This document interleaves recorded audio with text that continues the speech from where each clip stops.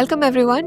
We're talking about passing on a legacy, and today we will talk about some of the foundations of legacy. And these, or let's call them pillars, these pillars of legacy would be character. Character referring to virtues, referring to noble way, a noble way of living our life, a God-honoring way of living our lives.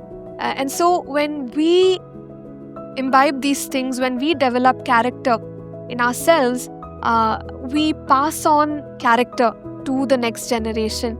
And we know from God's word that whenever we go by His nature, our lives are fruitful, our lives are blessed. And so we are passing on virtues to the next generation, which will also help them be strong, which will also help them thrive in God. Now, apart from character, some of the other pillars to consider is choices. So the choices of one generation will impact the other generation. And sometimes what we are doing is we are teaching the next generation to make similar choices or the same choices. And so we need to be careful as we make our choices today. The way we choose to live for God, the way we choose to serve Him, the way we choose to serve people.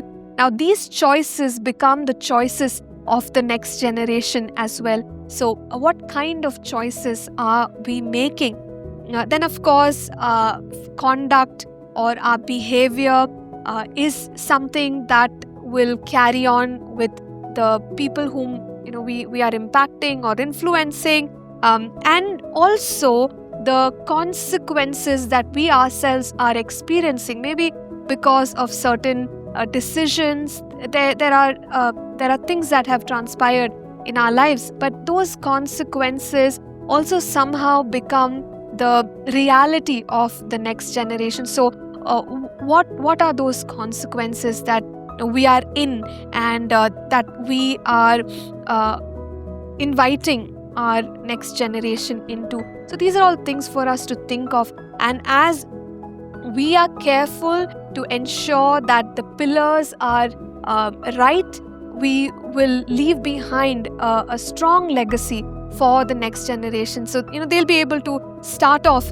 at a good place in their lives. I want to read out a quote by John Maxwell, where he said, "A leader's lasting value is measured by his succession, and the roof of one generation becomes the ceiling of another." So we are responsible to leave behind something good for the next generation with the right pillars, and that will enable the next generation to also walk victorious.